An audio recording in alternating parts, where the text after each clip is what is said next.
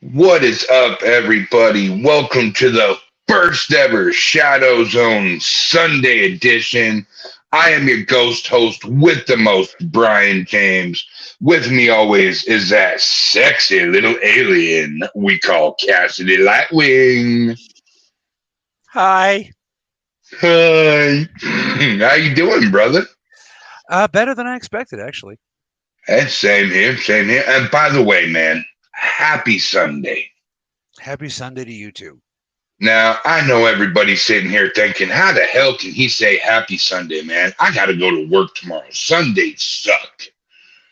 Well, every day's a good day when you're the ghost host with the most. Just kidding.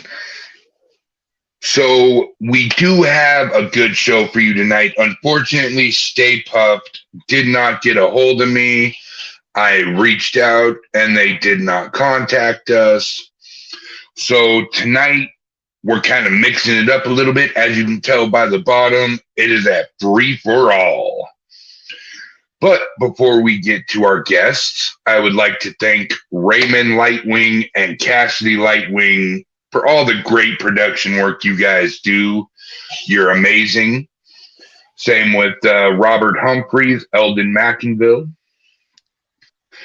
And if you guys are tired of the Facebook platform and you're paranormal, then hop on over to Parapost Network. All you got to do is go into your Google Play Store, download the app today, and it runs on Apple iOS. It runs on Android, laptops, computers, tablets. And if you don't want to download it, then just simply go to parapost.net. So, Cass, tell me what's been up lately, man. Mostly trying to figure out these new settings. So now things have been going interestingly here. Okay, Char's doing pretty good, which I like. Glass is still crooked. Char's doing good. She's actually getting better. We're hoping, as always, to get her back on the heart transplant list ASAP. We're having a little trouble finding a new house, which is getting scary. You know, the part of the issue is that we need to remain so close to the hospital, and Brian James is back, but now he's on that side. Wait, that side. True story. So yeah, things are going interestingly. Some bad, some good, but that's life, you know. Understandable, brother. Understandable. And we got Kara saying, "What's up? What's up, Kara?" And thank you, Jack. And thank you, Lions Pride audience, for helping us out with the sound issue. We got it fixed. Awesome. Big shout out to the Lions Pride. Last time I was on there, you guys were a banging audience. So I appreciate y'all watching, and we love y'all. So tonight we have 4 special guests. Now, the first 2 I'm going to bring out, they are the hottest thing going today on the East Coast. They just started their YouTube debut for a podcast 2 weeks ago. I am talking about the one, the only PD Regional Paranormal. What's going on, everybody? What's up, boys? How we doing? Doing good. Well, getting ready for some shut-eye shortly. We're on the East Coast where it's already nighttime. Yeah. Well, boys, thank you for saving my ass once again. We'll put it to you that way. Hey, anything to help out, brother. We're here for you. We got you. That's back. right. That is awesome, boys. That is awesome. So how things going in the ghost hunting business? Right now, super, super fast. I ain't lying. I mean, every day is something new. So Edward says, why bother? Paranormal don't only come out at night. And yes, real estate market is crazy scary. Yeah, paranormal happens anytime. It ain't got to be night. That's anytime. Amen to that one. And also, we have an investigator from our own team, which is a first on this podcast. I would like everybody to say hello to, if I can add her to the stream. Oh, what the hell? Hang on. There we go. Everybody say hello to Miss Donna. What's going on, What's Miss up, Donna? Hey, Donna. Hey, How you doing? I'm good. How are you guys? We are alive and kicking. That's good. Except for these two boys over here. They're looking a little tired. I'm kind of tired myself. We were out late last night, and I got like 3 hours of sleep. So, yeah, I feel you. And DVS Giggles says hi. Sammy That's my G. sister. That's my sister. Very nice. Very nice. So, Donna. Yes. I know that you're on our team, but unfortunately, I'm on the West Coast here in Washington, and I don't know hardly anything about you. So, what's your paranormal story? It's not like we really ever had a chance to chat. So, I'm from the Midwest originally. I've only been in Arizona like 4.5 years. So, of course, like most people, I've had experiences when I was younger, and so I was always curious. I went on some investigations on my own, met up with other groups once I got there, but my friends were always too chicken to go with me. So, went out to some places in central Illinois and, like 5 or 6 on my own. And when I got here, I saw Erica's post in one of the paranormal pages that they were looking for people, and I was like, hey, I want to get in. So that's kind of how I got started with you guys. Very nice. Very nice. So I'm still one of the newbies of the group. Hey, there ain't nothing wrong with being a newbie. We all have to start somewhere, huh, boys? Yep. Yeah, you got that right. And isn't your nephew the new newbie now? He's yes, sir. The new guy. Yeah. So Dylan you're not the new guy anymore. Well, she wouldn't be a new guy, Cass. It'd be a new gal. Nah, I disagree. Guy is a sexless term, I see. You better be careful, man. I see her grabbing a broomstick and beating that ass. And I would deserve it. Amen to that one. Hey, he might like it. I don't even know what you know. Trust me, I wouldn't like it. But you'd be like, I'm sure you did something. It depends on if you hit him with the bristles or not. True. Tickle, tickle, tickle. Okay, tickle squatch, that's enough. Hey, it's the drunken tickler. Get it right. Oh, Lord. So, PD region, man, for those of you who have missed your shows and that are new on here, what's y'all's story?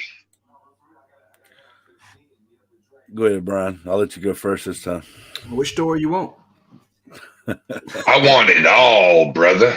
From the beginning to the end. Well, from the beginning, I was in a couple of groups. It didn't go too well, and then my pops had another one, Ghost Commander Paranormal. We done that for a while. Drama started. We put him to the curb, and then one day my wife was over at Rob's friend's house, and she was talking to him. Said, "Hey, you still do the paranormal?" He's like, "Yeah, I do." And she said, "Well, you need to get up with my husband." Then next day, well, it might have been the same night. And I come over to Rob. We sit on the porch about 3 or 4 hours and talking. Then after that, PD Region Paranormal was founded. Nice. Yep. It started out as I had a group in Darlington, South Carolina, and Sherrall, South Carolina, in that area, which was still in the PD region. And Brian had his group up in North Carolina in Rockingham area. And I was getting quite a few calls and cases and stuff come in, but it seems like, I get a big case with, 6-7 room home that needs it done ASAP. And you tell your team about it, and everybody's on board. And then you get there the night of the investigation and you got you and one more person to do the whole thing. And it got a little nerve wracking. So once me and Brian joined forces, everything just, I mean, I ain't never had a team to click like this one clicks. It's amazing. That's cool. Y'all click most definitely, man. I mean, you guys are like peanut butter and banana. Y'all click so good that when you get together, it's like the Predators talking. That's right. Yep. I like it better, Wow, the joke. peanut butter and banana, so, you know. I like you guys a lot more. You got the joke. Oh, let me tell you what, man. Peanut butter banana. Oh, it's the most wonderful thing in the world. I said Duke's mayonnaise. Oh, that's wrong. Yeah. Thank you, DVS Giggle. We appreciate it. So, for those of you who are new to ShadowZone or the Lion's Pride, I'm one of 3 co-founders of Global United.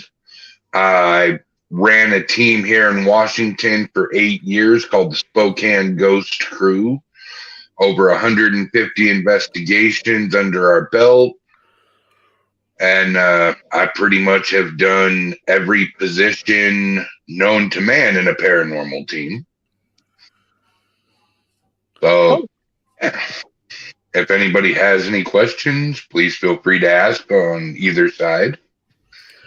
So, well, what has been your scariest moment in the paranormal there, Donna? Probably I was in there was this tuberculosis clinic in Bartonville, Illinois, and me with my dumb ass, I went down in the basement by myself.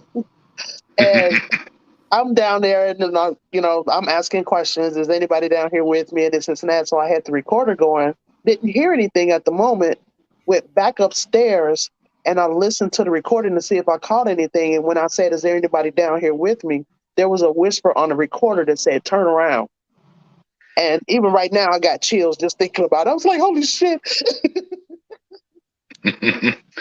Yeah, I haven't been doing this very long, so I'm sure I'm going to have some moments that's going to scare me. But as of right now, because my full-time job is a code enforcement officer. And between that and this and being a parent, nothing really scares me too much. Right. I like that attitude. I like it. Once you've had the chocolate fountain, and you parents know what I mean, there's not a whole lot else that'll get you. Right. Beth wants to know if, and I'm pretty sure this question is for all of you guys. Do you guys help cross over earthbound spirits and banish negative entities?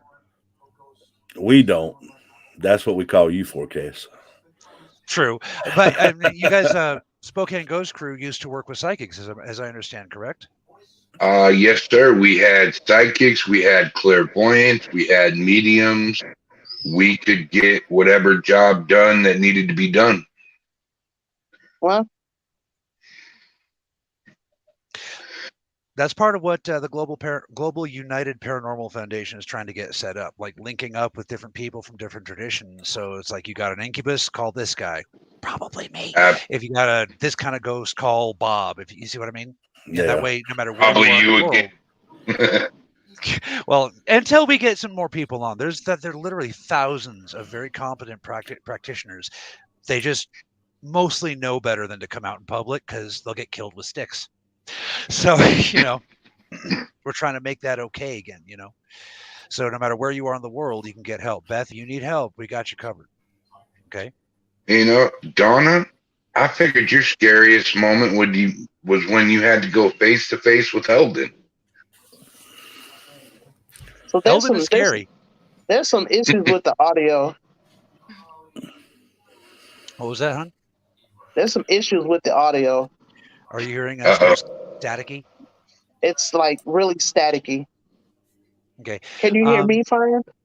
Yeah, we can hear you just fine. Yeah, you're like really staticky. Yeah, you might want to like log out and log in. One of the things. Oh, there you go. That's better. Okay. Awesome. Thanks, guys. All right. That's better. Yeah, there we go.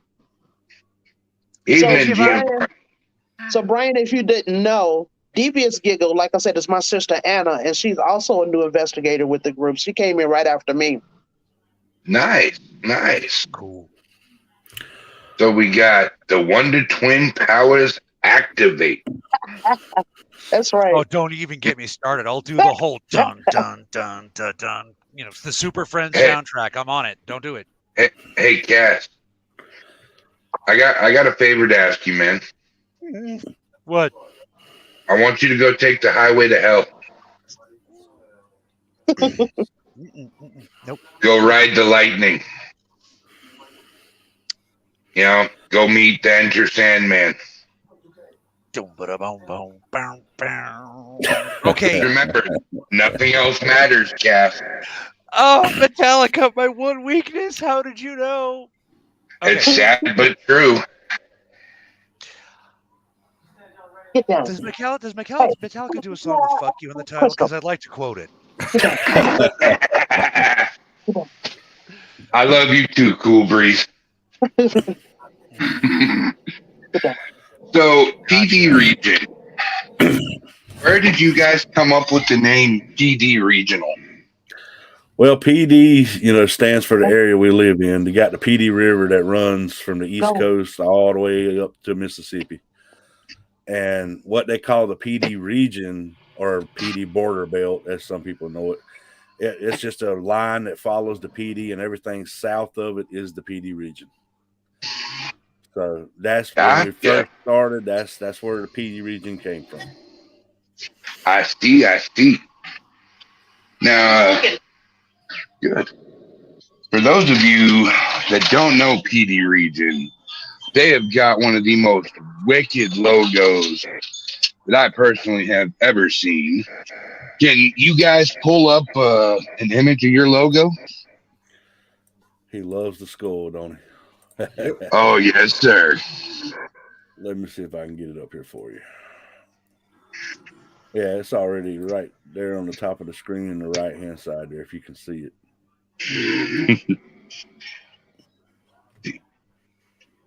Unfortunately, I can't see it all that well. Let me see if I can load it in as a picture for you. Well, Sorry, guys, I had to turn my camera off so I can move outside. That's okay. Now, while you guys are getting that set up, now this is for the ShadowZone audience. This is what we have a comment in the Lions Pride audience. Essentially, Beth, after asking her what's wrong, she says that she's dealing with a Native American burial ground issue, not uncommon, and there's a Wendigo involved. This is what we do. Yeah, that's all you get. We don't play with Wendigos. No, Wendigo are no joke. No, sir. Yeah. I met a Wendigo once. He tried to take me out on a date. Didn't offer me no dinner, no love music, nothing. Ha ha ha. So I guess you could say I let that window go. Oh, why? Oh, Jesus, I should have seen that coming. Oh, that hurt like right here in the back of my neck. But yeah, so as you guys from the Lance Pride audience know, I've always wanted to do like ghost hunting stuff, like investigation. So hence, this is a great crossover, for the two audiences and the two shows. But yeah, and it just goes to show this is the point of Parapost. When something bumps, we're gonna bump back. Oh, we're gonna bump back twice as hard, if not 3 times, and repeatedly in one solid fluid motion.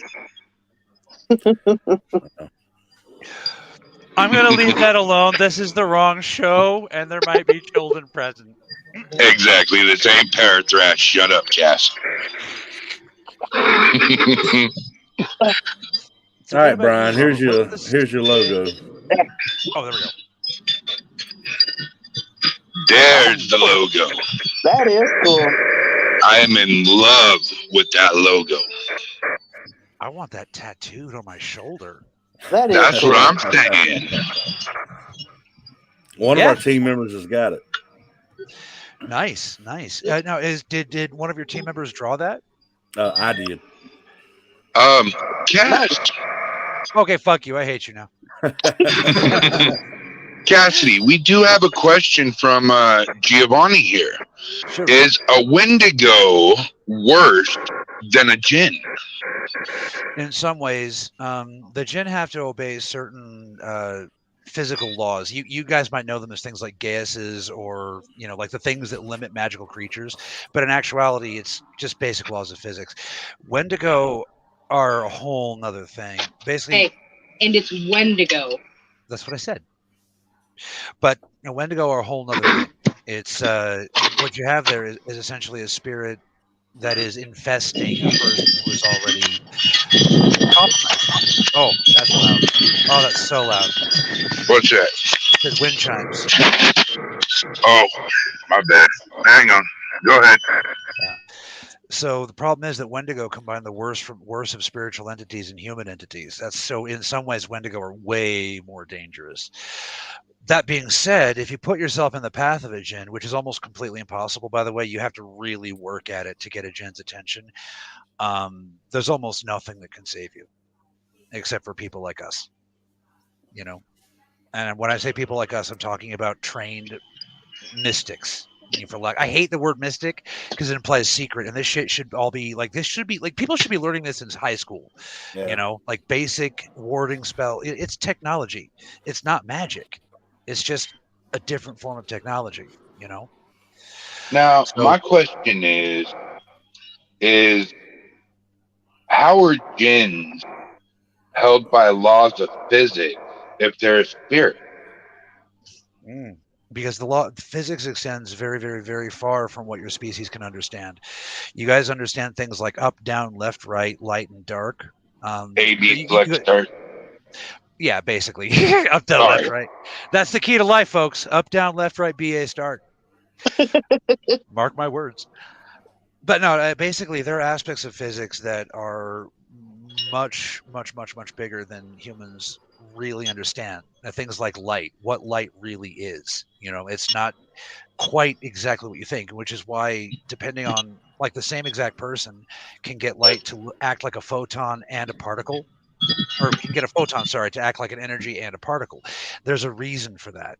It seems like paradox to physicists, but it's not paradox at all. The waveforms that your brain makes have a lot to do with how you can perceive and thus interact with the energetic world.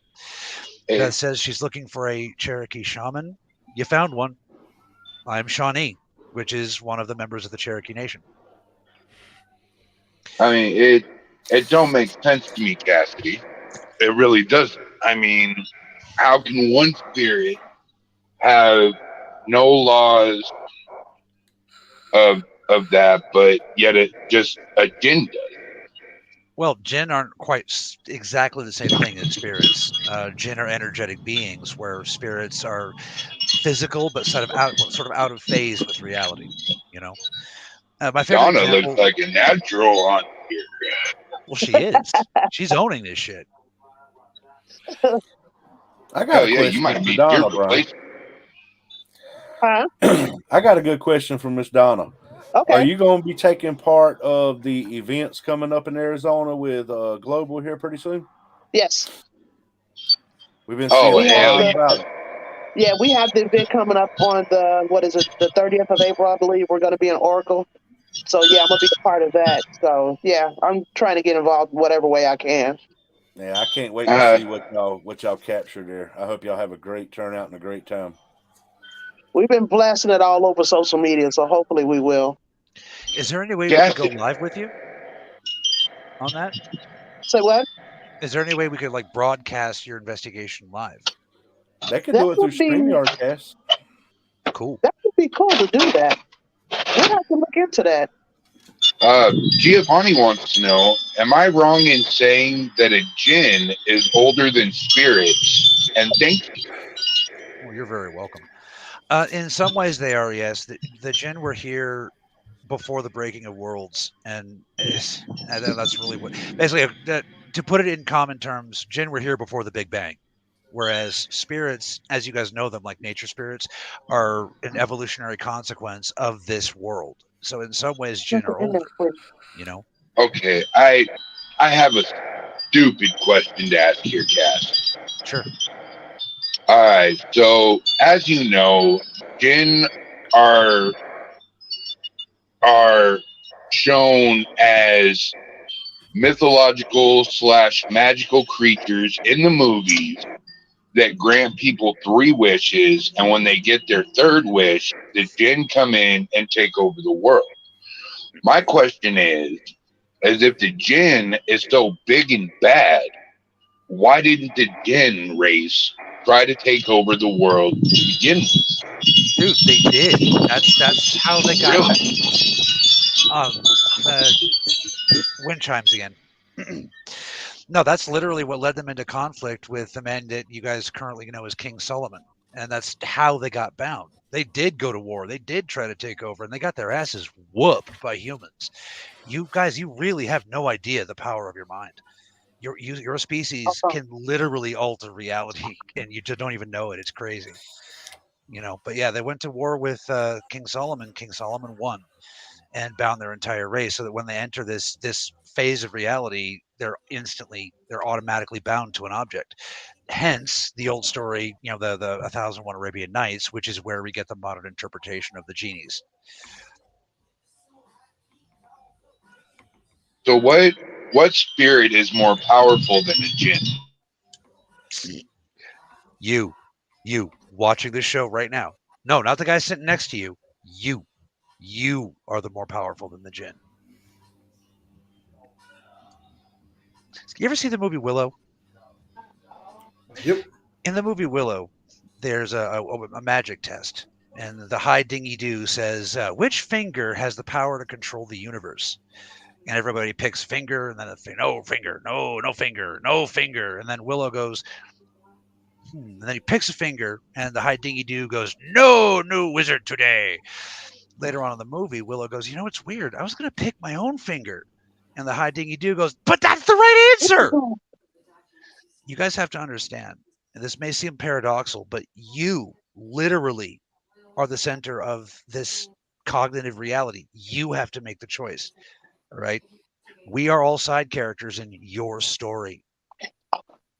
And the minute you take control of your story, there's no spirit on the planet that can stop you. And I immensely apologize for them wind chimes, folks. They don't sound loud to me, but look at my mom. It's the tones. Phones pick up weird tones and they exaggerate them. I sincerely apologize, guys. Yeah. So, Brian and Robert, what are some of the nastiest spirits you guys have been against? Donald, pretty nasty from St. Albans.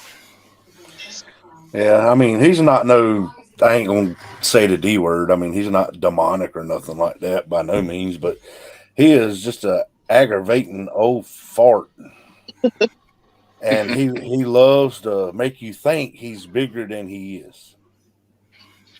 But he does got some energy now. Anybody pick up a 225-pound man and sling him in a wall, he's got a little bit of energy. Yeah, he does. I had it coming, though. But wait, how hard? And Brian's absolutely right, because the whole time he was up there, he was provoking and provoking and provoking. You're going to have to elaborate a little on this slinging across the room here, boys. What happened? I was about to say the same thing, yeah. Can't leave a cliffhanger. Yeah, we were in St. Albans going up to Donald's actual room. And when we were going up the stairs, Brian got an uneasy feeling. He was like, something just don't feel right. Be careful when we get up here. No more than he said that, we took the top step and turned right by the man's door. And all you see was Brian go up in the air about maybe 2-3 inches from the ground and then slammed into the sheetrock. Wow. Oh, wow. Now, did you go through the sheetrock, or did you just make a nice indentation? Oh, yeah. He left a good crack in it. That was crack. Wow. Donna, have you ever experienced anything like that? What'd you say? Have you experienced anything like that? No, I've been touched, but I also gave permission to touch me too, so that was different. But like I said, I'm still pretty new to it, so I haven't really experienced a whole lot yet. We were out at a cemetery in Buckeye last night, and Eldon did the thing with the flashlight and, asking questions, so that was pretty cool. My first time witnessing that. Ah, the good old flashlight trick. Yeah, that was pretty cool. Love it. The cool cat. thing, cool thing go ahead, about, Robert. Sorry. Cool thing about what y'all got going on is y'all gonna be doing these events. You know, what is it, like once a month, Brian, or twice a month? So we're aiming for twice a month, but we're trying to find more places to get into so we can run the events, maybe 3 or 4 times a week. Yeah, well, that's cool that y'all got the West Coast covered over there, because me and Brian actually are starting next month with the East Coast events, and we've already got the first 2 lined up, but it's going to be 3 locations in 2 nights. So when you buy a ticket, you're purchasing for 2 nights and 3 locations. It's gonna be cool. Oh, I can't wait for that. And Susan says hi from Wallace, South Carolina. Hello, Miss Susan. Hello, Susan. Hello. So can you guys maybe let the cat out of the bag a little bit? Maybe one of the 3 investigations? Well, I will tell you this. It was a boarding room for USO soldiers. Interesting. Oh, I think I know exactly what you're talking about, and my lips are sealed. Yeah. Really, really, really nice place. We've investigated it once and got good results. And matter of fact, we're taking our new guys there this Thursday after Paranormal Static, and we're going to do some training there with the new guys. Nice. What kind of training? See, you say that, and me not knowing anything about ghost hunting, I'm imagining like proton packs. Like this is how you use it. I mean, don't cross the streams, Cass. No. It turns out you do cross the streams. Egon That's more than one meaning behind that. Yeah, that's considered sword biting, Cass. And I say training. We join us for Lions After Dark. Right. But yeah, when I say training, Cass, we got some new guys who's new to the team. They're not familiar with the type of equipment we run, because a lot of our equipment we build ourselves. We don't go out and buy equipment. We kind of figure it out and build it on our own. Right. So I want to make sure that they know how to change the batteries in the equipment, what equipment does what, where to set it up, how to look for hot spots, how to mainly, number one, listen to your client and take everything they say and feed off of that. If the client says all the activities happening over here in this corner, then you want to make sure that corner's covered. Absolutely. And the equipment these boys are talking about, you will be able to find on Paratech Laboratories here real soon. Yes, they're coming. So Cassidy, you've never been ghost hunting? No, I haven't. Ironically. As an exorcist, you'd think I would, but no. Wow. I've watched the shows, like the original Taps show. I was like, oh, that is so cool. The problem is, in my line of work, there's no evidence. If you do if you do the job right, no one can tell there was anything there at all. So the only people that really know you've done anything are the people who were being tormented by the spirits. Right. The people who were there. Yeah. Right. Well, what you guys do, there's science to it. There's proof. You know what I mean? And you guys might be able to tell I'm kind of a fan of science. So nothing wrong with that. Alien space nerd. Tune into the Eldon episode where Eldon confronts me on all this to get the full story. I have the Come At Me Bro episode. I have one more guest on here tonight before we end our segment. You will see her beautiful face every Tuesday night at 7 p.m. Pacific Standard Time for Into the Mystic. The one, the only, Miss Shannon Boomgard. Hey, Shannon. Hey, Shannon. Guys. Shannon. How's everybody doing tonight? Good. Oh, great. Great. Wonderful. Much better. So, Miss Shannon, go ahead, Cass. Trying to talk over me. Gonna smack you. It's an audience member thing. I meant smack you in a good way. No, but before we continue on with Shannon, yes, Ray, these guys, Robert and Brian are the real life Egons I was telling you about. He actually asked, so these are the Egons? Are you guys the Egons? Yes, these are the Egons I was telling you about, son. All right, go ahead. Before we get to this, Giovanni says, welcome back, Shannon. Thank you, Giovanni. Now, Shannon here has this fabulous show just started a couple weeks ago for those of you who have not tuned in yet. It is called Into the Mystic. Shannon, I would love to give you the floor right now to tell us all about this fascinating show. Well, I have always loved the parent. That's a fascinating show. I've always it's always gravitated towards me. And what I'm trying to accomplish is I do tons of research. I'll pick out a subject. Like my subject coming up on Tuesday is adrenochrome, and I'll research it and just talk. I want to have an open discussion with my hosts and the audience, and let's brainstorm. Let's figure out what's right, what's wrong, what's what it is, why it's happening. But I'm trying to stay away from, and if anybody's a real Sasquatch, I'm not trying to offend anybody or anything, but I'm just trying to stay away from the things that have been beaten to death and bring new urban legends and stuff like that to the surface and make people aware that there's these new things that are happening that are just as cool and just as different. Absolutely. And can you give us just a couple of subjects that we have to look forward to hearing? Absolutely. I don't know if you guys have ever heard of the black-eyed children. Mm-hmm. I'm sorry. Say that again. Crystal skulls. The black-eyed children. Oh no.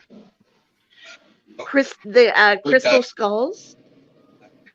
Adrenochrome. I am going to get into witches too, and werewolves and vampires, and figure out what's fact and lore, because everything I feel like is some kind of fact. Every rumor or so yeah, it's just I'm really excited about all of it, and I pick a subject and I get excited about it, and just want to spread the word. The first time Shannon was supposed to debut, we did a show together. We were doing it on the Black-Eyed Children, and I think it lasted about 8 minutes and 30 seconds, and then we turned into MTV/HBO for the next 3 hours and 40 minutes. Right. Yeah. It was a great podcast, but a horrible podcast at the same time. Honestly, I was really proud of myself for hanging in there with music. I didn't think I would be able to do it. Really impressed. I was really impressed. Yeah, you took it like a champ. Thank you. But ladies and gentlemen, you will be able to see Shannon and myself every Tuesday night at 7 p.m. Pacific, 10 p.m. Eastern, 9 p.m. Central for Into the Mystic. And let me tell you, folks, Shannon puts on a phenomenal show. She works very hard every week at what she does. And I could not be more happy and proud to be just a little part of your show. A little bit of a thing though, on the show on Tuesday, folks. Trigger warning: we are going crazy dark. Yes. So if you have any personal experiences as a child, you definitely want to be careful with this show, and it will be 18 plus only. Yeah, this episode will be 18 and plus. And yeah. And we mean it. No kids. Not this Absolutely. time. Not on Adrenochrome Day. Sounds interesting. So we try to make it so. So Robert and Brian, I would like to know what is up with Paranormal Static, guys. For those who have not seen it yet, what do we have to look forward to? There's a lot going on with Paranormal Static right now. This coming up week, like I said, we got Mr. Ryan Dunn out of Savannah, Georgia. He is an author. He's got Savannah Ghost Research Society. He's got Savannah Afterlife Tours. I mean, he's got a lot going on as a busy man. He's been on Travel Channel, Destination America, A&E, Discovery. I mean, he's been on so many shows, and he's a really good friend of mine. And Brian, he actually went to school with us. And it's kind of cool. 3 hometown boys made it in the field like that, and most of them were all different, different groups. There is a trigger warning with the adrenochrome, and it's gnarly on so.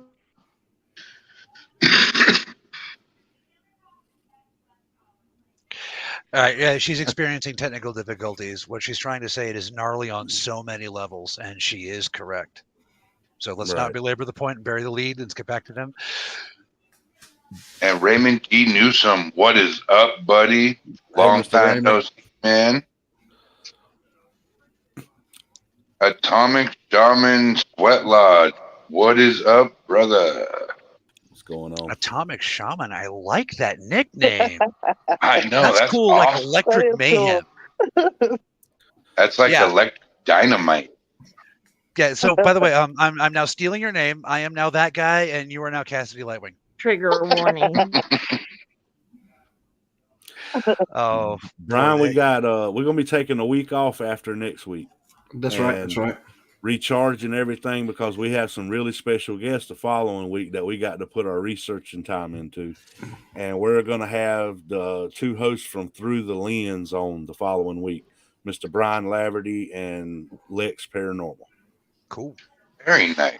If you guys don't mind, I'd like to get back to that story about one of you getting thrown against the wall by a ghost. What happened? Y'all slipped. You slipped the question and was like, "Ha! He didn't notice we didn't answer." Yes, he did. Go ahead, Brian. Oh, basically, with Donald, I asked for what happened to me though, because he supposedly molested kids and everything while he was there. I didn't take too kind of that, so I went in his room before that and had a few words with him. And then we left. Was going back up the stairs, and I didn't have a good feeling. I told y'all be careful going up these stairs. I said, Rob, watch this. As soon as I cut this door, he's gonna get a hold of me. As soon as I got to the top of the stairs, I went against the wall. Wow. See, Donald was a very, very bad guy. Not only did he molest children, but he actually killed one boy up there, 6, 7 years old. His name was Jacob, and he molested him. He molested him to death. This looks like a job for Cassidy. Do you have pictures of this place? St. Albans, yeah. All you got to go on any Google and just type in St. Albans Sanatorium. That doesn't it doesn't work that way because of the way we operate. Like you would have. I you do take a picture? Yeah. Oh yeah, we got plenty of them. Okay, get with me after the show. Let me see the picture, and we'll get this taken care of. Roger. So yeah, you have been literally in spiritual combat. That is very rare. Yeah.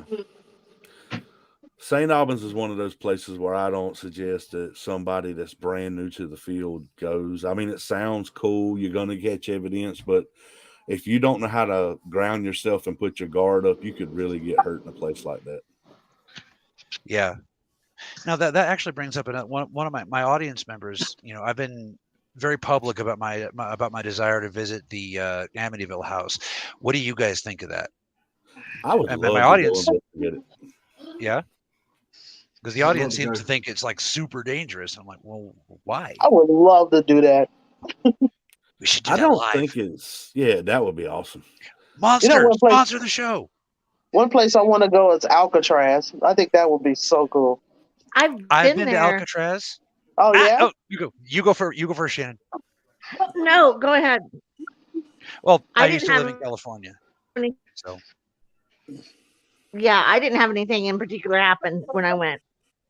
Yeah, neither here. It was nice. It was cool, but there was nothing unusual happened. Really? Wow. But that's kind of why I want to do what you guys do. You guys would know how to get this spirit to show itself. You know what I mean? Like that's all what you guys do. Oh. So, yes, Monster, sponsor us. Right. Give me a call. Now, my question is, has anybody ever been goosed by a ghost? No, I haven't. I've had my pants unbuttoned before by a ghost. Pull it down. That was hilarious. We were all there. We all witnessed it. It was funny because That he might turned red as an apple. Yeah, so would I. Yeah, that one might make me poop my pants. I'm not gonna lie. We had a spirit box running, and there was some woman on there, and she was talking nasty. I mean, words I'm not even going to say on this podcast. And she was talking about Brian because she said his name 3 times. And then the next thing we know, he come around the corner, and Ooh, his Brian pants got just your ripped pants. all the way to his feet. Something like, what the hell? Oh. And that was So actually he in went one back of the for places. how many years? He went back every year for how many years? None. That's actually, it happened in one of the places that we're going to be offering in our tours coming up next month. Yeah, I was just thinking, people would pay for that. I know. What would that be like? An nymphomaniac ghost? I mean, that would wow. Raymond said, "Why is it always Brian?" He's lucky like that. So Augie from the Lions Pride wants to know 2 things. Have you guys ever done an exorcism or witnessed an exorcism? And what do you guys think about time travel? I've witnessed one, but I have never done one. Time travel or exorcism? Exorcism. Okay, that's an important question. Yeah, time travel. I really don't have a thought. I mean, it's possible. I really believe it's possible, but I haven't never studied that side of the field or anything about it. I time travel every night I go to Right. sleep. The next morning's a different day. There you go, buddy. My mind can't really wrap around it, but I love the idea of it. I think it's very possible. I'm with Shannon on that one. Donna, what do you think? About what? Time travel? Yeah. Besides Back to the Future, I never really thought about it. Right. Cassidy, we need a flux capacitor. We could work on that, you and me. We could tell. I'm pretty sure we could do that. I'm mad.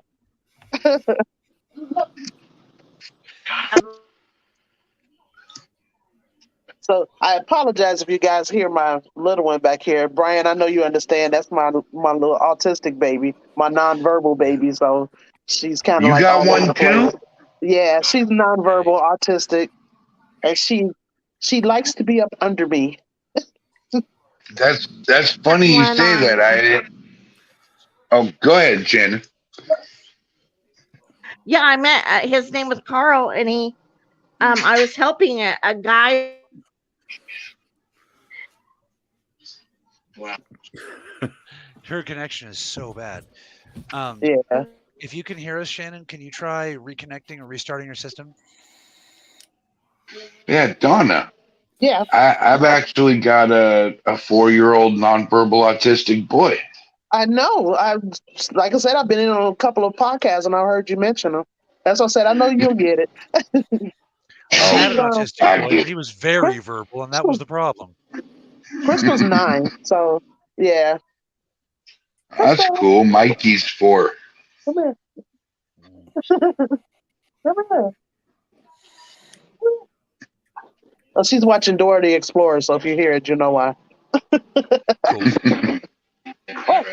Swiper, no swiping. Swiper, no swiping. I've had nightmares about that, man. My girls were into Dora, and it's like, no swipey, no swipey.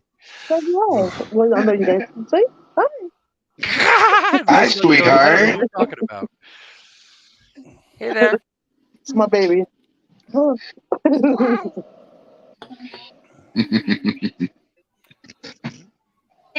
This is mine right here, holding the tablet with his feet. That's what she has, her tablet in her hand. She's funny. She's watching it on her tablet and on the TV. Well, that right there is basically why one of Global's main things is autistic awareness and raising money for families that need it with with autistic children. Correct? Speaking of which, Eldon and I kind of had a conversation about that last night. My second job is I'm a habilitation provider for my daughter with Arizona Autism, and since I'm with them, maybe I can get with them, and when you guys talk about doing some kind of event, maybe I can get with Arizona Autism and see what we can do. That would be wonderful. Yeah, Yes, it would. Yeah, children with autism is the company's chosen cause. Yeah. So You see, I have a plan. I don't know if it'll happen next year, the year after, but I want to put a 3-day event on, and it's going to have concerts, celebrity ghost hunts, and professional wrestling. And it's going to be a charity event, all for autism awareness. and April is Autism Awareness Month. I didn't know that. Really? You're like a schmuck.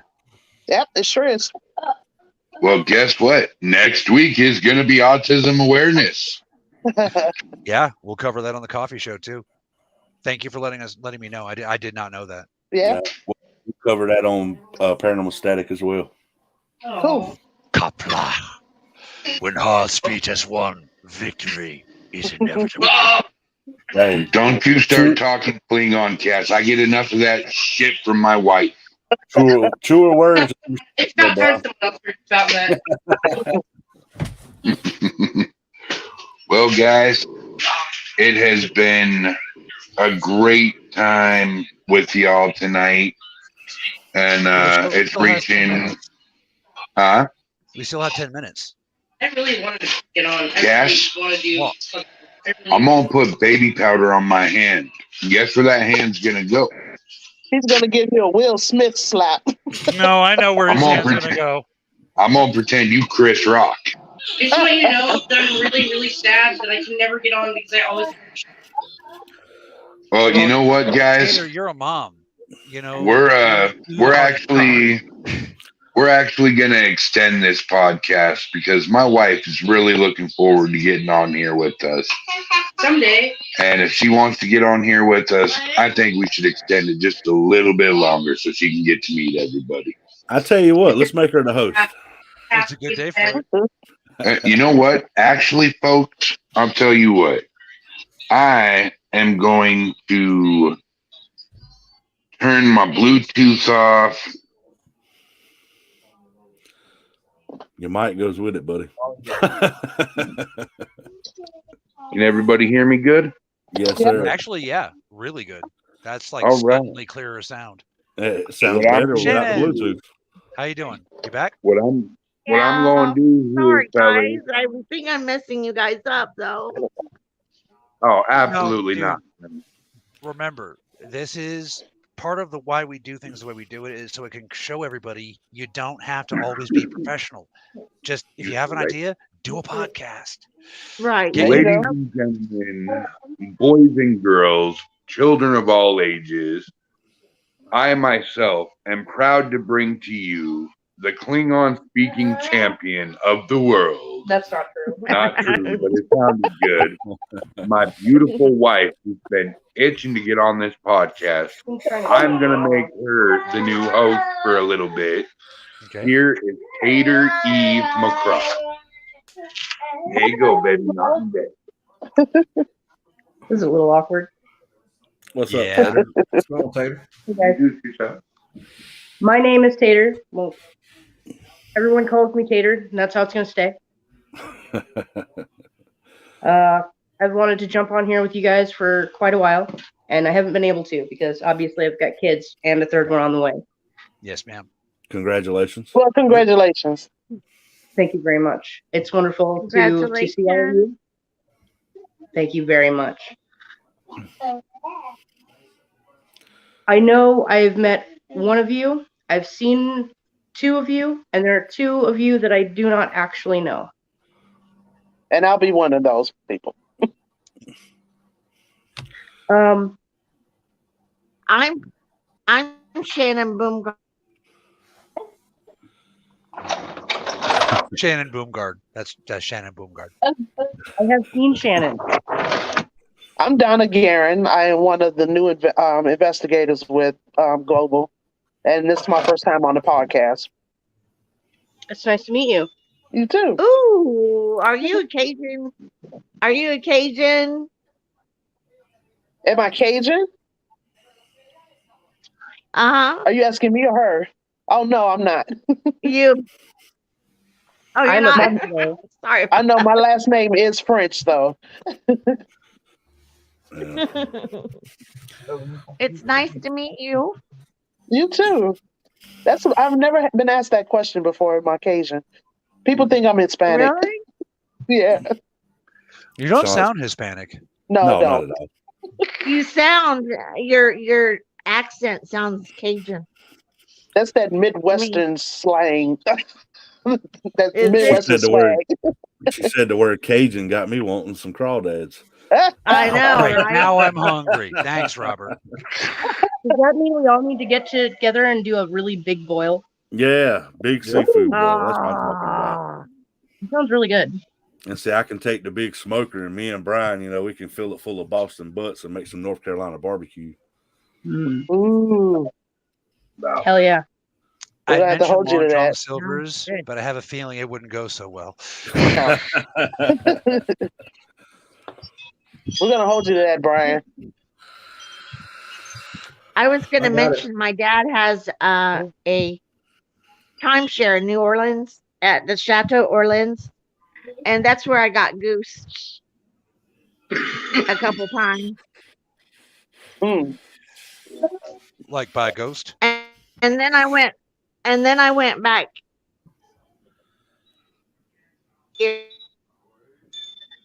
Poor thing.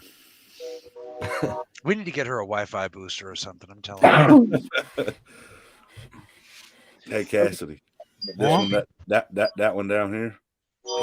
He works for the internet company. Maybe Brian could give us a hand then.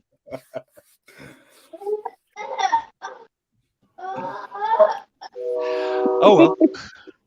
Yeah, I'll give you a hand. All right, we've definitely got to get that connection fixed. Yeah. So Tater, it's good to finally see your face. I've been hearing your voice whooping his ass in the background, for weeks now. Only when I need to. Keeps me in line. Yeah, good. Someone needs to. Right. All 5'1" of her. It's actually 5.5 inch.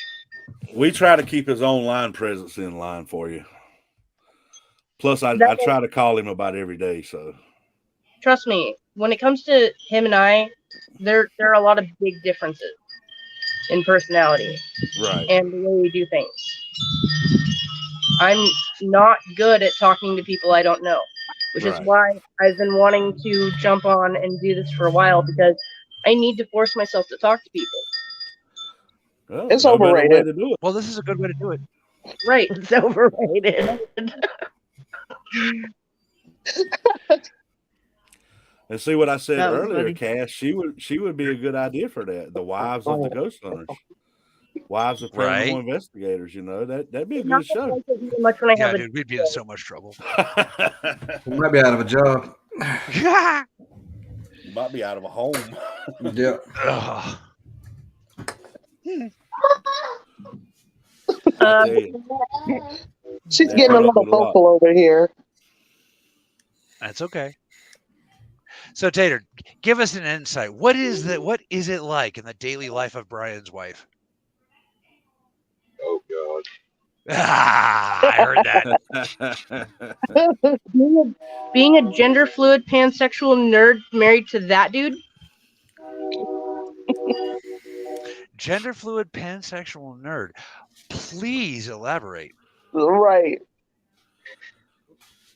I mean, as a person with Klinefelters, I'm always interested in other people who are fluid. You know what I mean? It sounds like a line or a flirt, or like I'm about to make fun of you, but no, I mean like legitimately. Well, I appreciate you asking, because a lot of people do have a tendency, including my husband, have a tendency to poke fun for no real reason other than they want to. Right. You ain't gonna get that from me, sister. No, not going to happen. No, you're not going to get that from any of us. Well, he keeps making he likes to make trans jokes at me, and I'm not trans. I have it's pretty 50-50. 50% of the time I feel female, 50% of the time I feel male, and I just kind of go with it. I got the best of both worlds. Being pan, I have a tendency to celebrity. the personality. Right? It's the personality. It's the consciousness. You know, all that stuff. I think they call it sapiosexual. What's up, Mr. Chris? So when you say pansexual, you really mean it. Like if there was a tree you had the hots for, it'd be like, uh-huh. You know what I mean? Yeah. This tree, the way it talks to me, it gets me. Yeah. The funny thing is, folks at home, you think I'm joking, but Wiccans, trust me, the trees are alive. I don't think you're joking at all. Well, I've never known you to be cruel to anyone or joke about anybody or anything, Cassie. So not on purpose, but I do have a tendency to hurt people's feelings by accident. It's the autism. It's the right. Can't get it out of your head, and so it comes out differently. Right. Oh, I had that problem, and I'm not autistic. Yeah. Well, Shannon's known me for years. She knows how difficult it is for me to talk sometimes. So. Oh, okay. But yeah, no, trees actually do have a personality. And when I meant sapiosexual or pansexual, see, the thing is what pansexual means is become a euphemism for bi, and that is not what it means. You know what I mean? When I growing up, I literally came out to my mom as gay. When I was 12, I thought I was gay. When I was 14, I thought I was bi. And then I hit 30 and I'm like, I don't get this. I don't know what's going on with me. And now I'm 32 and I'm like, I think I get it now. Now I'm just going to have to help other people understand. It would change daily or weekly, or sometimes daily, sometimes weekly, sometimes monthly. It really just it's my brain. Right. Sometimes I look down and I don't recognize what I see. And that's okay, because I can just cover it up and be totally fine. Have you ever been checked out for Klinefelter syndrome? No. You might want to look into that. I might. It might be like female presenting Klinefelter's patients are almost never diagnosed. It's a lot harder to diagnose because anyway, we'll talk more about that later when it's not public. Right. Fair enough. So could you explain the difference between what you are and trans people? Because a lot of people do not get it, and they think it's some kind of political mumbo jumbo. But, we've been here since before the politics, folks. Well, every time I've met someone who is trans, they genuinely feel like one gender trapped in the opposite gender's body. Right. I'm very comfortable with my body. If I had all parts, I'd be comfortable with my body. If I had the opposite parts, I'd be comfortable with my body. They must hate you. I do occasionally have dysphoria, but I know it's weird to explain what body dysphoria or gender dysphoria is, but I don't have gender dysphoria. I have body dysphoria. I look down and I don't necessarily recognize it. Not necessarily in gender, but overall, I don't recognize it. Right. It used to be super confusing. Yeah. Well, so do you know what exactly feels out of place? Like, could you draw what you feel is natural? Yes, I could. Yeah. Very cool. Robert, me and you got to get together and get like an artistic representation. There you go. Have you seen his drawings? He puts me to shame. I'm like, no, I can't. No, we're enemies now. I can't draw. Good thing we're on the same team, huh? Right. No, dude, you have that biker style. I love it. We should get together and try to do that sometime, like work with an artist and see. That might be helpful for other people with bodily dysphoria. If you listen to the news, it's all gender identity and bullcrap. But dude, body dysphoria is a serious issue, especially like there are people out there who have bodily dysphoria who honestly, they can't stand the thought that they have a left leg, and they'll go to insane lengths to get that leg removed. Yeah, gone. And then with a little bit of therapy, you'll find out that like boiling water got spilled on that leg when they were a baby or something. So bodily dysphoria, we need to tackle it without the politics. Hmm. I think so anyway. That's my opinion. Okay. I have some questions. Sure. Back to the paranormal. Yes, please. Go for it. I would like to know about people's, not only people's first experiences, but most intense, not necessarily like traumatic, but intense experiences. What made you really get into it and made you decide that this was something that you wanted to explore further? Who are you asking first? Well, let's start with someone that I know nothing about. I'd like to start with Donna. Okay. So when I was younger, I had this aunt that lived in Topeka, Kansas. Her house was extremely haunted. I mean, we would go there. There was this trunk that you can hear knocking coming from inside the trunk. Lights will go on and off by themselves, and just all kinds of activity at this house. And Aunt Sis was blind as well, and she was just so comfortable with it. She just lived with it. She was like, "Oh, that's just the children that were here," and her parents died in the house, and there was just so much activity there. We last visit we made, we actually left at like 3 a.m. because my dad couldn't take it anymore. So that kind of got me curious as to wanting to, look further into it. But I didn't really start getting into it until my 40s. I don't know what triggered it. I can't put my finger on what actually triggered it. But I saw that there was, like I said, I'm from Chicago, and I lived in Central Illinois, and there was Bartonville, Peoria, Central Illinois. There were some activities, some events going on. So I decided to start go on some of these investigations, and I just kind of got hooked from there. And I just want to, just keep going and seeing what I can find out and prove what's out there, pretty much. I like your mind. Oh, but thank you. Well, I've always I've always been able to see and sense spirits, but my main thing is my mediumship. How that came to me was there was a guy, it was on 4th of July weekend, and there was a guy that was on a spree killing in North and South Carolina. He was taking the highway from North Carolina to South Carolina and killing people. And he was just doing it. And all of a sudden, I watch the news and I see him, and then I just get flooded with a bunch of information about the guy. I knew he was going up and down that highway. I knew why he was killing the people. I knew how many people he was going to kill. I knew the people's houses that he was going to hit next. And luckily, they were able to capture him that night after I called. And so that's what got me. And then after that, so I do for local families and help find dead bodies and stuff like that. Wow. Wow. All right, who's next? All right, Tater, you pick who's next. Nobody's volunteering.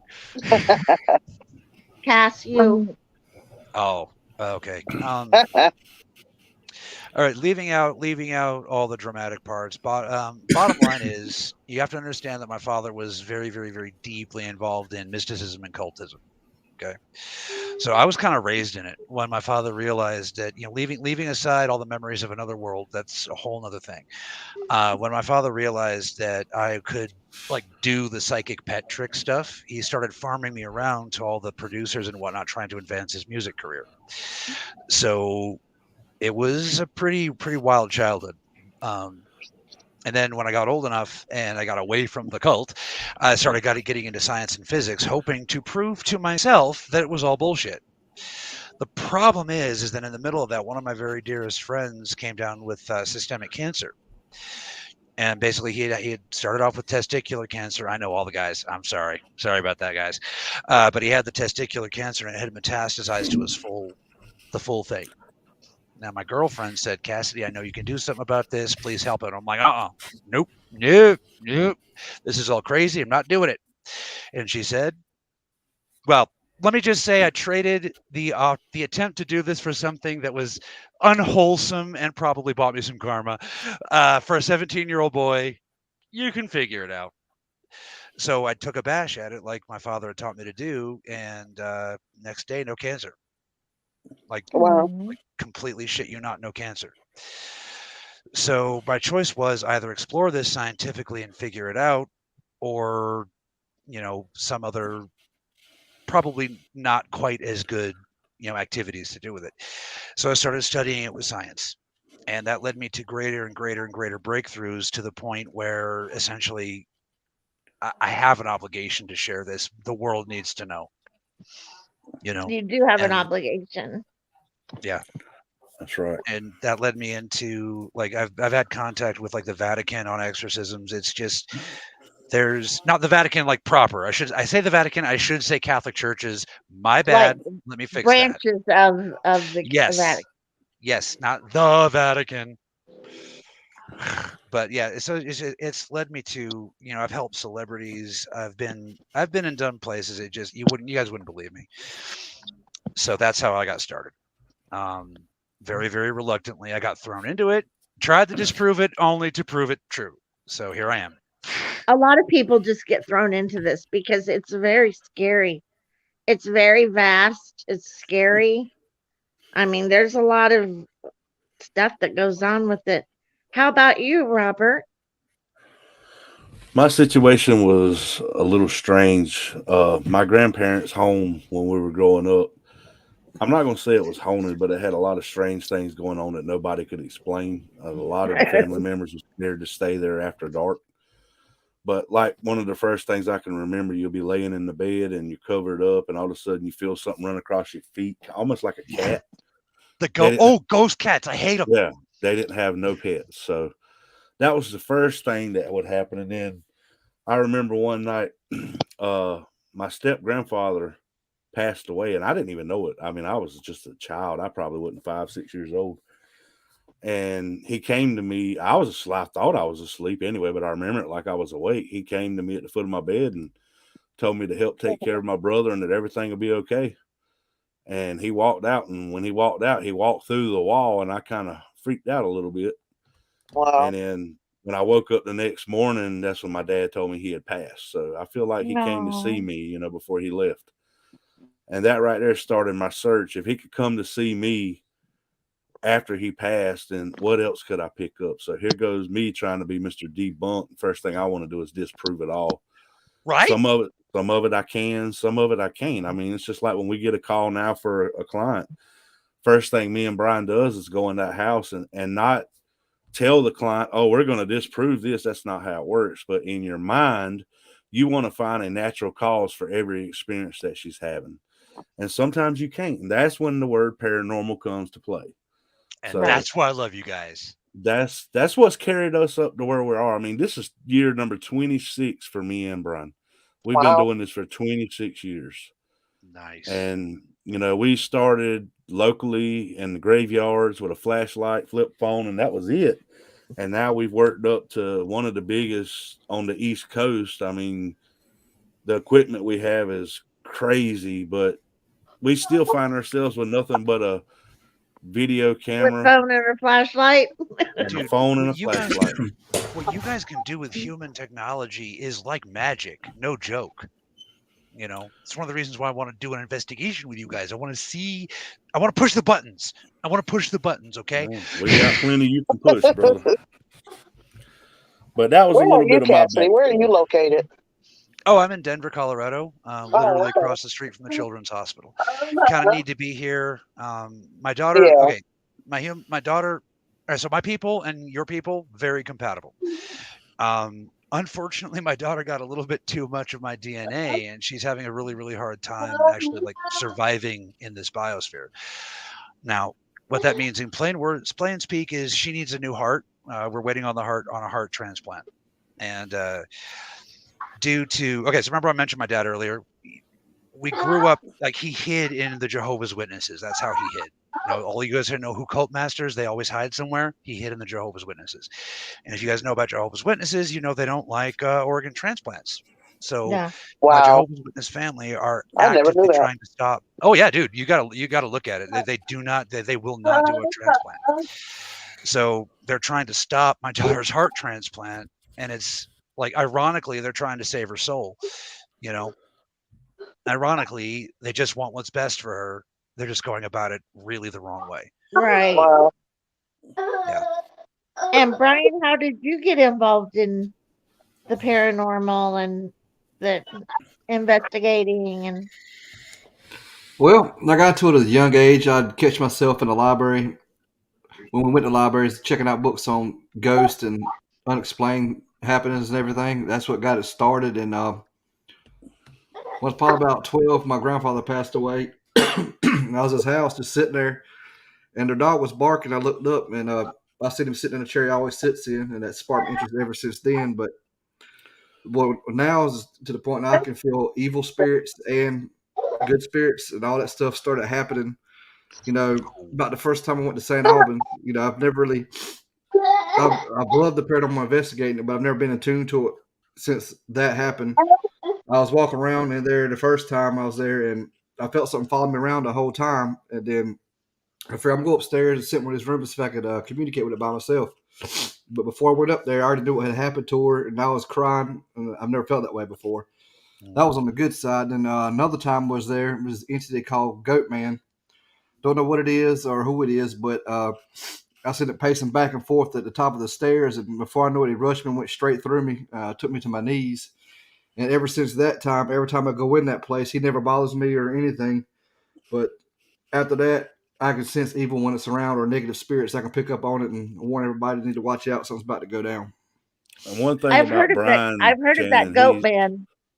yeah. Yeah. Brian is just now learning that he's got some medium and sensitive abilities, and he's trying to learn how to use them right now.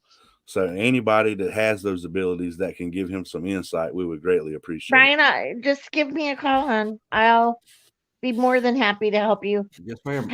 The thing about it is it all comes through differently, but I can just tell you how it comes through to me.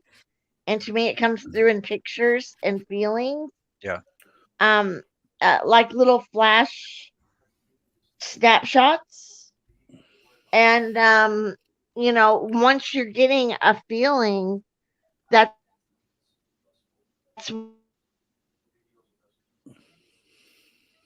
it doesn't bother me. I find it interesting. It's like I pick up more on the negative entities and negative energy than anything. I know what's going on, what's going to happen, when it's going to happen. Well, that's a survival trait. Yeah. And one thing I noticed, pick up on negative. whenever he was going through this at St. Albans, he got so emotional, and you look over to Brian's just the happiest person you ever meet all the time. Then when you look over there at him and he's sitting there and tears running down his face and he's crying, I'm like, everybody's like, what's the matter? He actually felt what that lady went through. She lost her child. She put it in a jar. She hid it in the wall. The orderlies took the jar from her and threw it away. She went into the bathroom and she hung herself. Oh, wow. And his neck was really hurting, and he felt everything she went through. Right. And that's definitely part of being a medium. But did you cleanse yourself after that happened? Yeah. It's very important that you take really good care of yourself. So are we correct to understand that you can basically feel the emotions and the sensation of the spirits as if it was happening to you? Yeah. Yes. Okay. Believe it or not, that's actually a very, very important distinction. There are two main types of empath, and the fact that you can, like, the most common type of empath can feel the emotion coming off of another being, but when you feel it as, you see what I mean? That's a hell of a talent. Right. I feel both too. Wow. I'm lucky. I don't feel either. I'm not psychic. And also, too, with me and Robert, we've always kept getting every investigation we go to, we get the name Sarah. We're trying to figure out what it is, but it's not Sarah. It's come out. I think what we says and Sarah. Every time we get a recording of her when she is around, it sounds like Sarah, but if you put it in Audacity and you slow it down just half a second, Sarah. it's saying and Sarah. Yeah. What was that Getting one a more warning. time? And Sarah. Yeah, you're getting a warning. Right. And it may be something I that's need more going to happen. Gatorade after that. Shannon, continue. Oh, she's glitched. Yeah, she's glitched a minute. Yeah. That actually leads me to the next question, Brian. Would it be accurate to say that you're feeling like a panic True to coming from the you. natural world spirits, like nature spirits and such? No. I have no clue. Cool. Because I'll never really panic or anything like that, so I have no clue. Okay. When we're on investigations, Cass, he always is in the role of I'm the great protector of everybody in the team. Good. He wants to know where they're at, what they're doing, what equipment they have, who they're around. And if he starts getting one of these feelings, I mean, he's going to say, Rob, take care of this. I got to go check on something. He's going after him. Good. He takes the role of protector on investigations. This may seem like a shameless plug, but you might want to check out the Lions Academy on our YouTube page. 10-4. So, but yeah. Okay. Spiritual combat is a whole. You guys at home, you have to understand. Spiritual combat is a very, very, very real thing, and it has real consequences. You know, basically, this wasn't my my scariest incident, but the worst incident I ever had. I went into a situation all completely unprepared. I was like, "Look at me, I'm Cassidy. I'm gonna do it," and then the damn thing ripped my guts open. So yeah. Okay. I'm right there with you, Brian Horton. I would like to butt in for a moment. Yes, please. Go right ahead. I'd like to talk about the experience that really made me think about becoming a paranormal investigator in the first place. And this goes all the way back to when I was a kid, actually. When I was about 10, we moved into a house that my aunt and uncle had put in a good word for us, and we started renting immediately. About a week after we moved in, my brother and I started hearing weird stuff up in the attic and out in the garage. It was a double garage attached to the house. I always felt really uncomfortable going out to the garage, but I never felt uncomfortable going up in the attic. And the attic was creepy, much creepier than the double garage. My brother and I used to play a game in the attic with something that we couldn't see. And we would turn the light on. It was a pull chain light. It wasn't a switch, wasn't a button. It was a pull chain. And it was an old pull chain. It's the ones you had to really, muscle Oh, yeah. right? We had to yank it. Yeah. And it was, we replaced that chain. So not only was it hard to pull, but it was brand new. So it didn't break. Excuse me. But we would turn the light on and we would see how quickly we could get to the top of the stairs before it shut off. And what really interested us in this was the fact that we could hear the pull chain clicking. The light didn't just go off. The pull chain would click. There wasn't enough stuff up there to hide an adult person or even a child for that matter. Yeah. But after we started playing this game, we started hearing giggling every night. That's good. That's good. That could have gone the other way. Exactly. Right. It freaked us out the first time it happened. But after that, we started playing it all the time. And my brother didn't remember after we moved out of that house. Shame. And I brought it up to him, and he's like, yeah, I remember that game. But I think a month into that game, we realized that there was something else attached to that house that was not. And that was something that was out in the garage.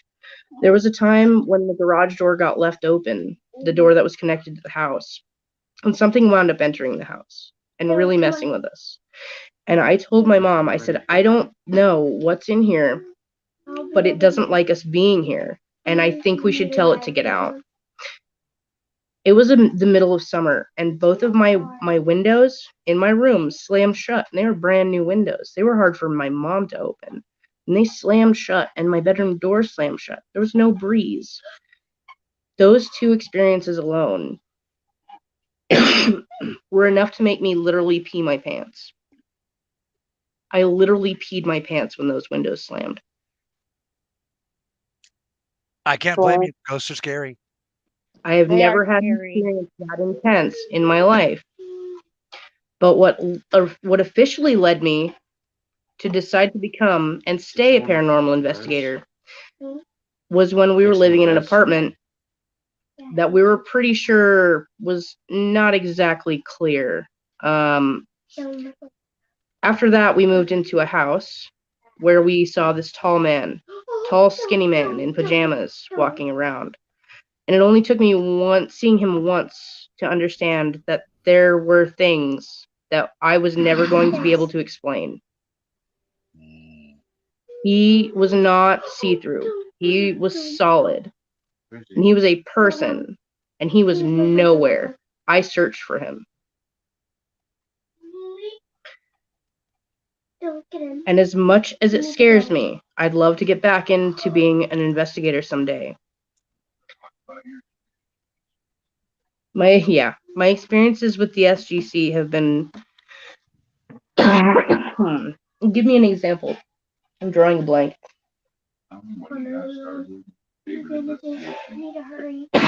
When I got started in my favorite investigation. What year did we start? Do you have any bandages on you? No. Well, I got an attachment from one of my... I was a neuromuscular massage, a master therapist for 25 years. And I got an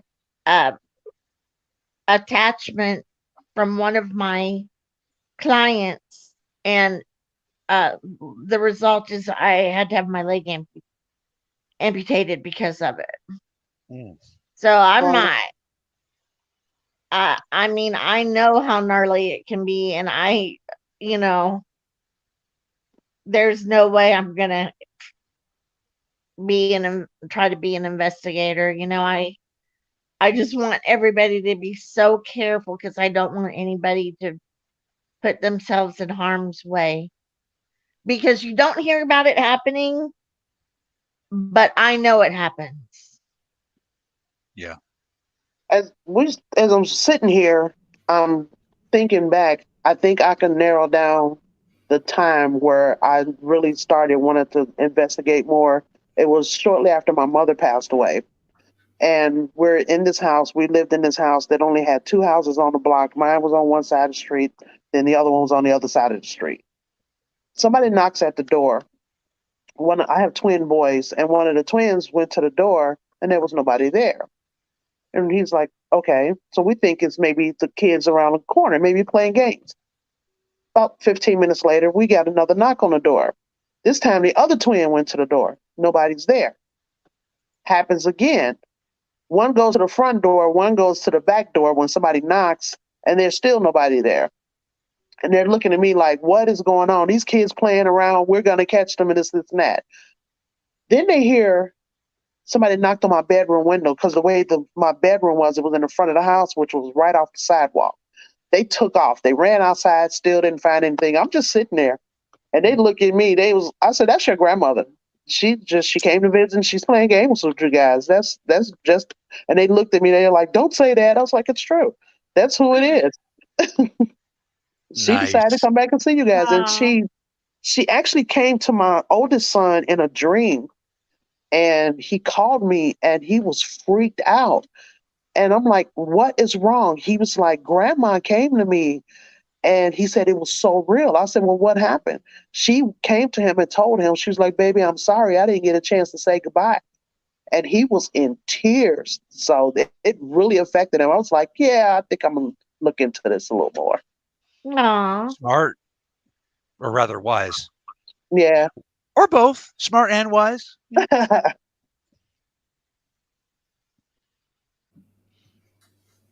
With attachments, we've never brought anything home with us, but doing the thing we do, it's always a chance it's going to happen. It probably will one day, but it hasn't happened yet. But sometimes me and Rob be sitting here at the house going over evidence. That's when stuff in this house start popping off, doors start opening and stuff, and there's nothing in my house. Just when we go over evidence, things start happening.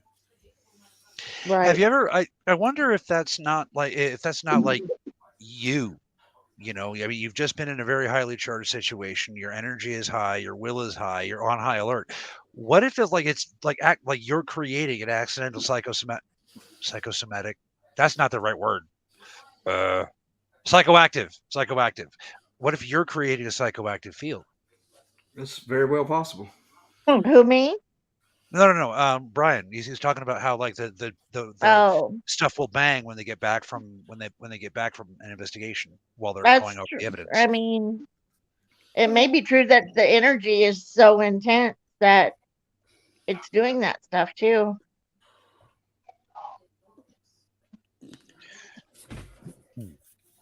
See, this is why I like the science, folks. There's so many explanations and so much to learn. That's it. Oh, yeah, definitely. Every day is a learning experience. Anybody tells you they know it all, they don't know anything. Yeah. No. Yeah. Yeah, No, dude. I'm an actual doctor of metaphysics, and I know just enough to know I don't know shit. So it's just That's fair. yeah. Everybody looks at me and Brian like, man, y'all been in it 26 years. Y'all must know a lot of stuff. We know a lot of ways of failing. I mean, honestly, Right? we know a lot of ways of failing, and we know a few ways that might work.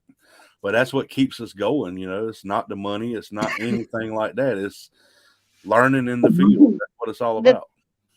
Probably the one thing that freaked me out about the paranormal the most was seeing the real negative demonic part of it. Which one of my friends, her boyfriend, I saw as he was hooved, like he was half man, half hooves, and it wasn't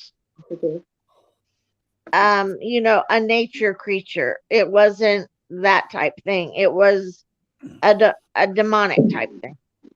Well, that's what they say about St. Albans with the one that they call him Red Eyes. Some people call him Goat Man.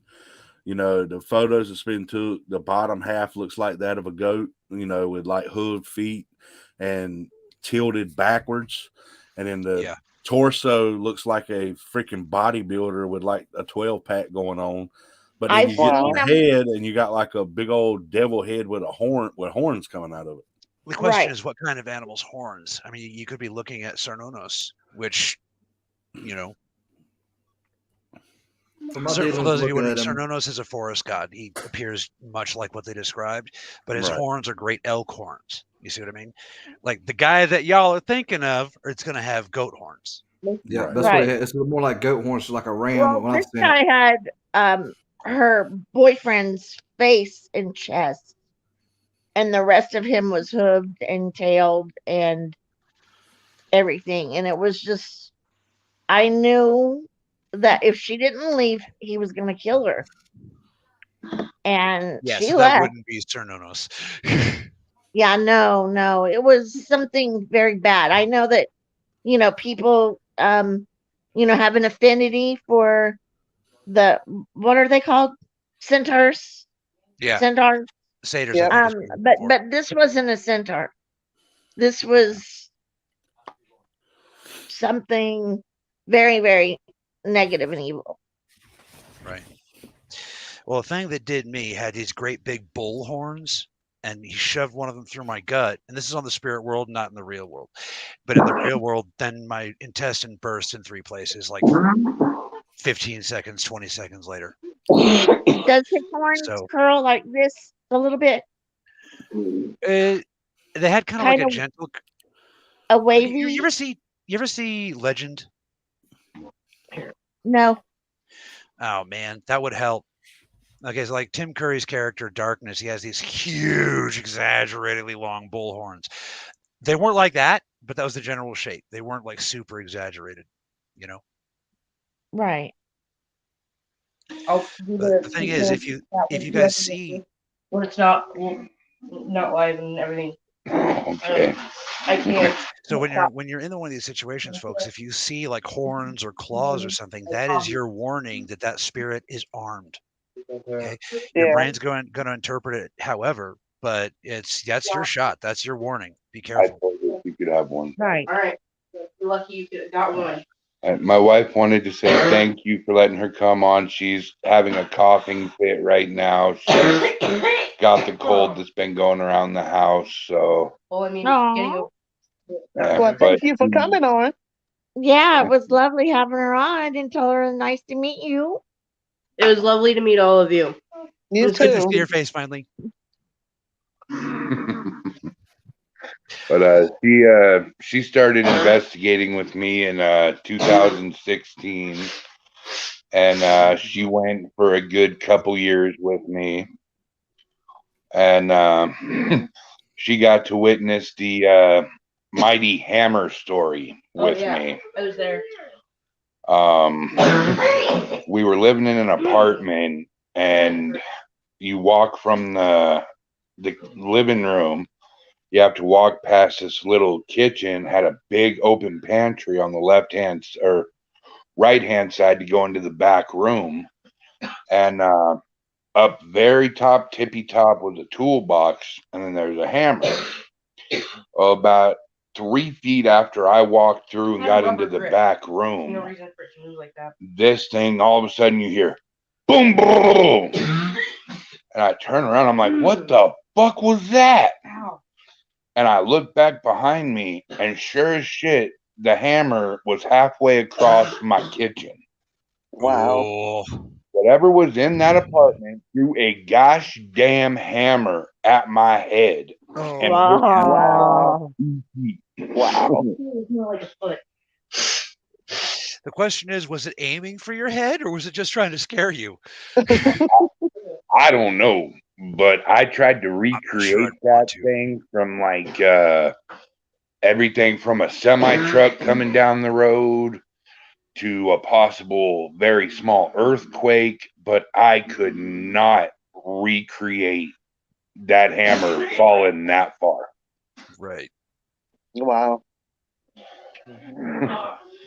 But guys, I am down to 8%, and Right. it's about an hour 34 into it. So unfortunately, we're gonna have to call it for the night, ladies and gents. Is there anything you guys would like to say before we end? It's been a I blast. just- Thank it you was for a having me pleasure. on. Right. It was a pleasure meeting everybody, and it was nice talking with everyone. Yes, it was. Absolutely. PD? Thank you for having us on, brother. Yes, sir. Hey, it's always been my pleasure. Thank you guys for showing up to the party. And don't you guys forget that in just 3 weeks' time, we are going to have ourselves from now on every Sunday after the third week is up, a little after party. Now, this Nice. little after party is smoking, drinking, drinking alcohol, swearing. We do whatever the hell we want because it's going to be parathrashed from then on out. That's Nice. All right. All right. Well, you Okay. folks Well, good. have a wonderful night, and we will see Miss Shannon Boomgard on Tuesday with Into the Mystic, 7 p.m. Pacific, 10 p.m. Eastern, 9 p.m. Central. Thursday, we will have Tiffany's Tarot cards. And, of course, we can't forget about our PD boys with Paranormal Static. Yay. Paranormal Static is Thursdays, right?